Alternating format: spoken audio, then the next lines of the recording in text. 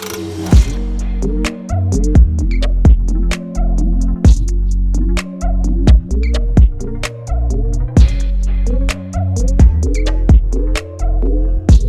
guys, what's up? This is Bharat, you're watching iGyan, and for the past couple of days we've not been able to shoot a lot of videos, and that's because there's a bit of renovation going on in the office.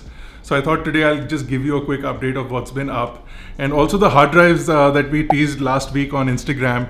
I also want to tell you what I'm doing with those, but first, so this is one of the reasons. So there was water seepage here, and we've already patched this, but it's all over the office. So let me quickly show you where all it is. So if you come here, it's there as well. So this is my room, and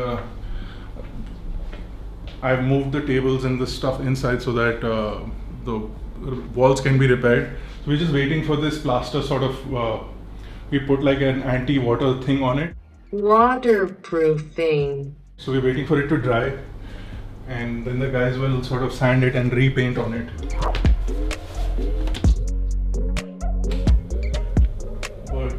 We've cleared it out. We got rid of all the carpets and everything. So this was a major one because the office was locked down for almost a month. This whole thing sort of started to fall off. So we've plastered this as well, and again we're waiting for it to dry. It's mostly dry, so tomorrow hopefully we can start the repair process. And so they will paint this entire wall. I'm thinking we'll stick to white, but we might do a different color. Also some more cracks in our grey wall over there that we also want to fix up. Over here also you can see that most of the entire store was also damaged, so we had to move all the stuff out. Now the stuff is all over this room, which was typically used by writers, and it's all over the place. But we'll deal with that later. We'll have to wait till everything gets fixed. Over here is where all the hard drives are. These are the hard drives that I teased last week, and I bought these from a website called Prime ABGB. Now, this is not sponsored by any way. I had to pay full price for them. But these guys were really good.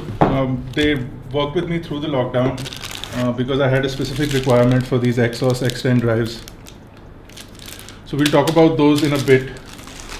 Let me quickly show you what we're working on and why we're upgrading to this.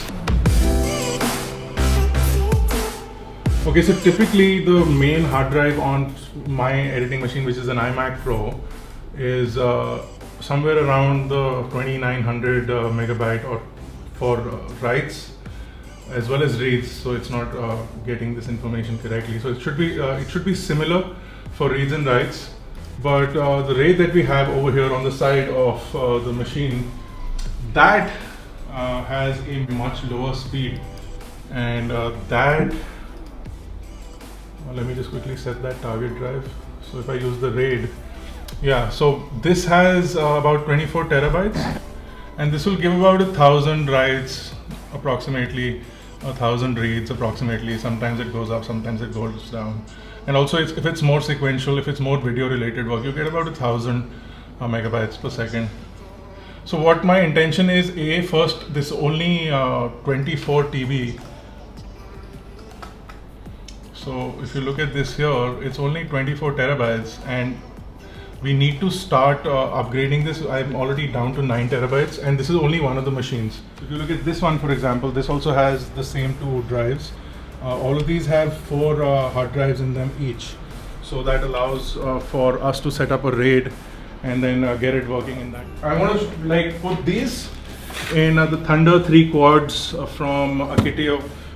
What we have earlier was Thunder 2 quads, so the speed on Thunderbolt 2 is also kind of less, but this allows for more bandwidth, and this will populate now 4 drives each, so a total of 3 with 4 drives each will give us 12 drives, and 10 terabytes on each drive will give us 120 terabyte. Also, what we are trying to do is we've got a couple of eGPU boxes over here. So this is again from Akitio. This is the Thunderbolt 3 node, or Node Pro I think, and I also have a Thunderbolt 3 node, and I want to put the Vega 64s in that and add on external graphics, because Macs now do support eGPU acceleration, especially if you're using Final Cut or whatever. So some of these Macs have dedicated graphics cards. They do have discrete GPUs, but because of the heat element, because of the iMacs being small sized, a full size graphics card will definitely make a bigger difference. So let's quickly install these in that, and then I'm going to test it and see how it works. So earlier we'd made NVMe RAIDs for the Beast, and I installed one of the NVMe RAIDs in the PCIe Thunderbolt enclosure here. And I want to see if we can use those for faster sort of quick work. And obviously, like, because we only have 1 terabyte hard drives or SSDs in there, we only can get a maximum of 4, but with 4 NVMe SSDs over Thunderbolt 3, it gives us errors constantly, and it also keeps ejecting the drives. So I'm not sure if that's a stable way of doing it, even though it works really well within a system. So we put one in the Hackintosh as well, and that works, but on a PCIe enclosure, it doesn't seem to be very stable. So I don't want to do that. I'm going to use these PCIe enclosures for the the Vega 64s, and we're going to set up the drives and try and use the typical standard hard drive method. So let's put this away for now. So these things, just because of how solid they are, made out of solid aluminum, they're heavy by themselves anyway. And then you pop in like 4 drives in it, and this thing becomes a beast. So it does have this little indicator.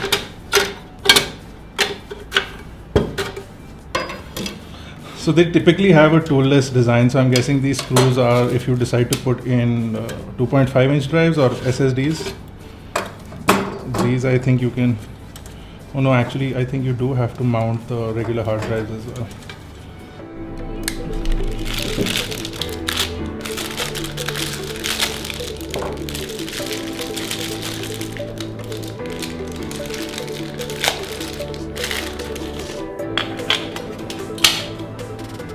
So this is how they basically mount in, and you just slide them in.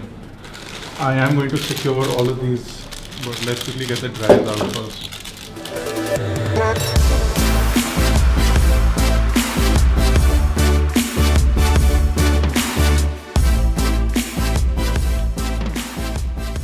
Break भी लेते तो भी cut मत ले.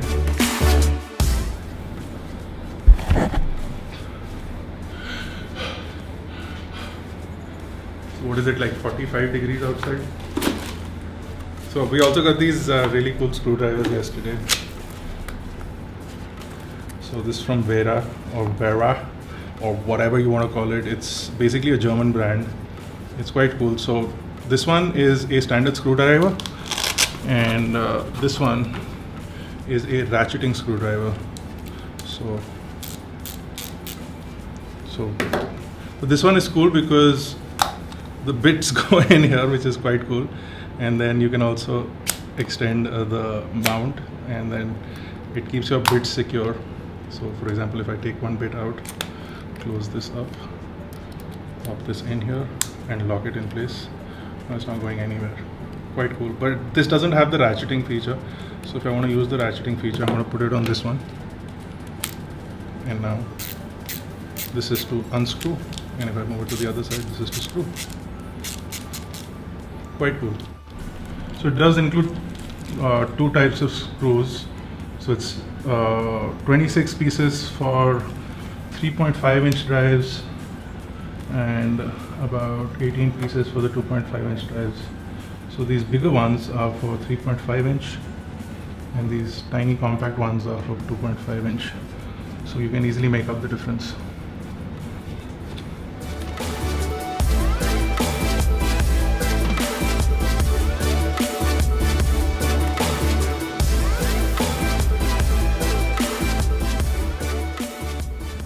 So we're going to quickly finish these out and then show you what that makes it.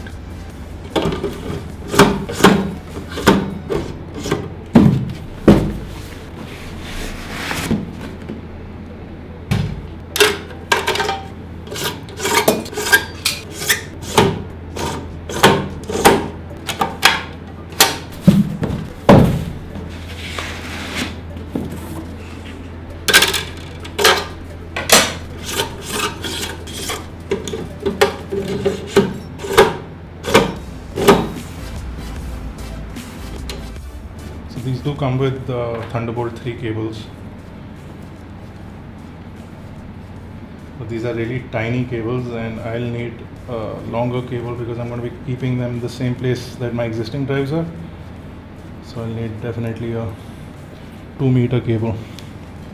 So the good thing about any Thunderbolt device is that you can daisy chain them, and these ones specifically because you do get external drives, but they only have a single Thunderbolt port.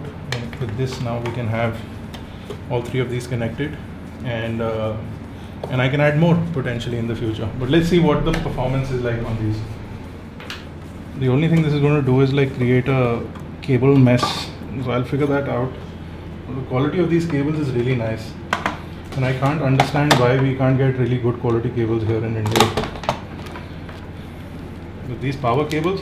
And the thing is, like, if you lose one of these power cables that come with a really good PC, or we keep misplacing power cables, and I can't really find good quality substitutes. Everything that you get in India is mostly those powdered cables. The plastic is really bad on these, the insulation.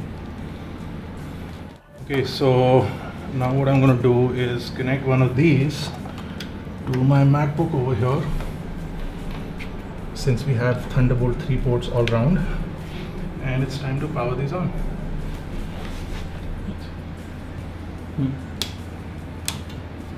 And one of the coolest things is that you also get a display port, so if you want to connect an external display to these, you can do that as well. So now all 3 of these are spinning. Let's see what it looks like in the machine.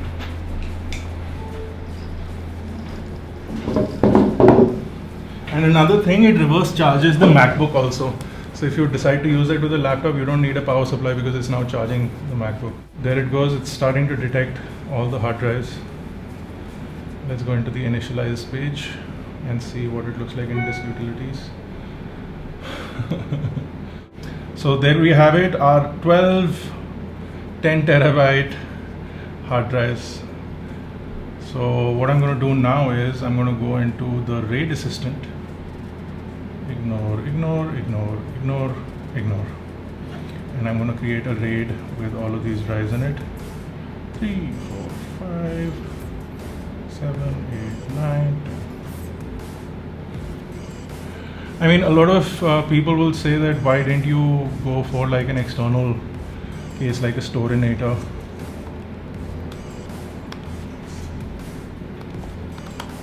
But we spoke to 24 drives, and what they were able to offer us was not able to offer us the kind of speeds even that we'll get with an array of 3 of these. I almost bought their rack mount system for editing over the Ethernet, but I personally prefer local storages next to whatever editing machines we are on, and it allows us to get finer control. It also allows us to separate the editing machines for each individual editor. It is a little bit cumbersome to transfer files from one machine to the other, but for that then we use the Ethernet. So then we can just transfer files over the Ethernet. So there you go, guys. One massive 120 terabyte RAID, 0 items, 120 terabyte available. Let's quickly run a speed test and see how that performs. I'm going to use a 5 gigabyte. There's the RAID. Open it up. Let's see. So something along these lines is what I was expecting. So 1600 megabytes per second reads and writes on these drives is potentially going to allow us to go all the way to cinema at 4K 60, no issues, and it just improves the overall edit speed a little bit. Now each of these drives is capable of about 250 megabytes per second. That's because they are Exos Enterprise drives. So that does translate when you're using them as RAIDs, and these are highly efficient drives, and they're also extremely quiet, so you can't really hear the hard drives even though we're stressing them quite a bit. These are the Gigabyte Vega 64 GPUs. Now these were actually on discount, so I got these for about 25,000, I think 28,000 bucks a pop, and really price efficient, because Vega 64s are really going for high price. And again, like, I got it from the same website, Prime ABGV. They were on discount. I don't know if they still are, so if you guys are looking for a Vega 64, you can possibly go check out their website if they still are on discount. नहीं वो टेढ़ा लगा हुआ था इसको. They've drastically improved this design in the newer one.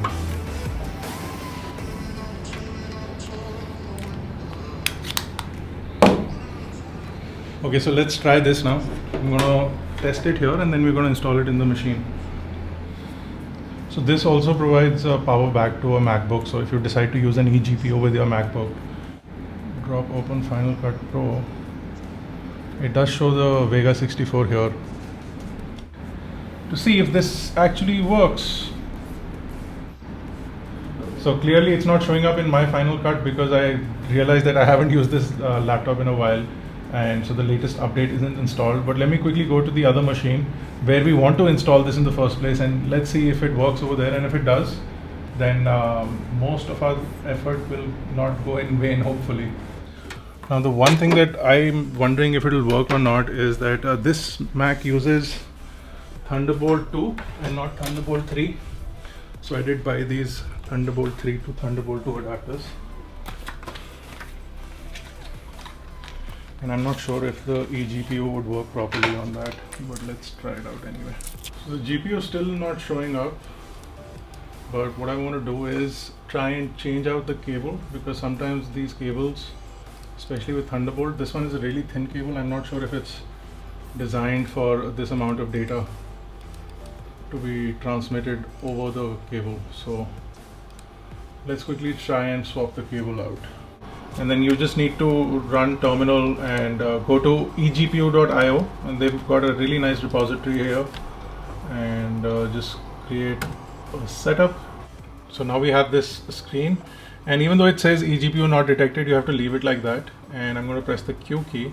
I'm going to enable launch on startup, so every time we get into this machine, it'll automatically launch on startup. Now from here I can say load Mac OS. It'll boot into Mac OS.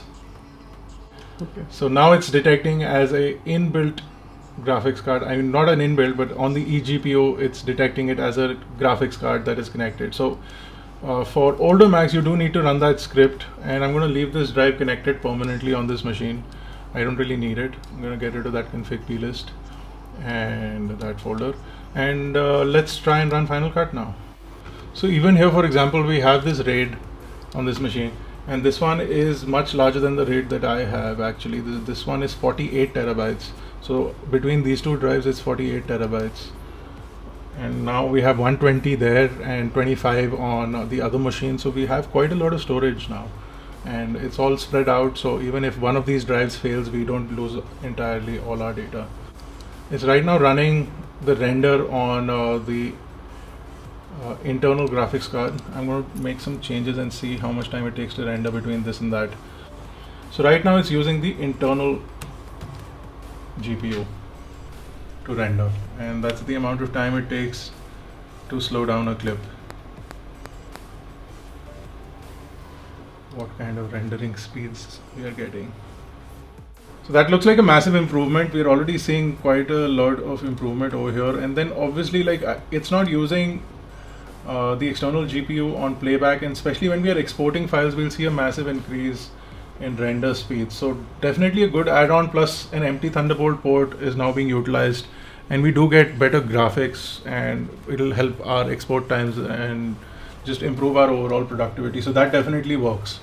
Okay guys, so that was more or less successful. We managed to get the eGPU working. Now I've got another node here, and this is the newer one, and I'll show you what the changes they've made, because it considerably improves the ability to mount a graphics card. So all you need to do is, now they've extended these screws out, so it's so much simpler to simply pop these out.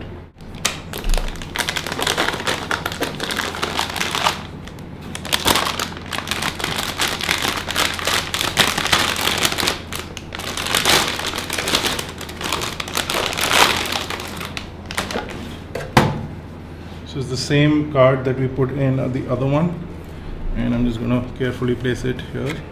So it's seated in there quite well, and this is like really tool-less because of the way they've designed this.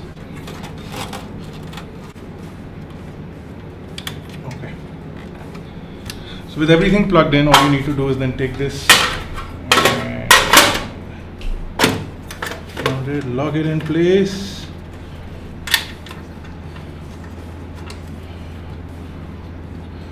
And the Note Pro eGPU is more or less ready. So now I'm going to attach this to the other machine that we have, and we are more or less done.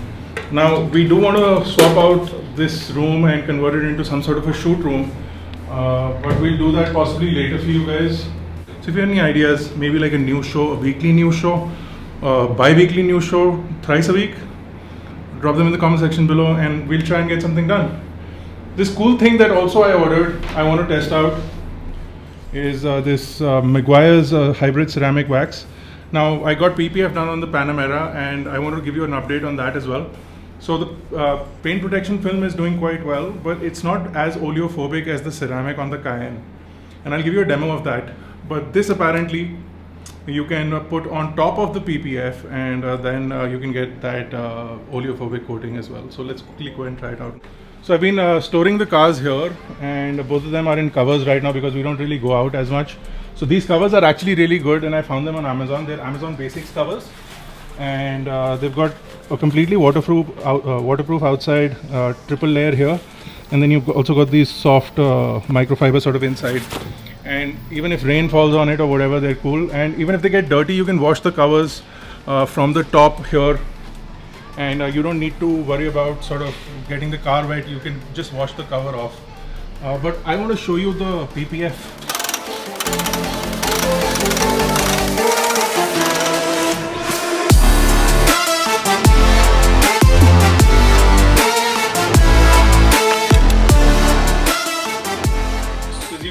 That while it does beat off the water quite a lot of it still stays back and it's not as good as a proper ceramic coating.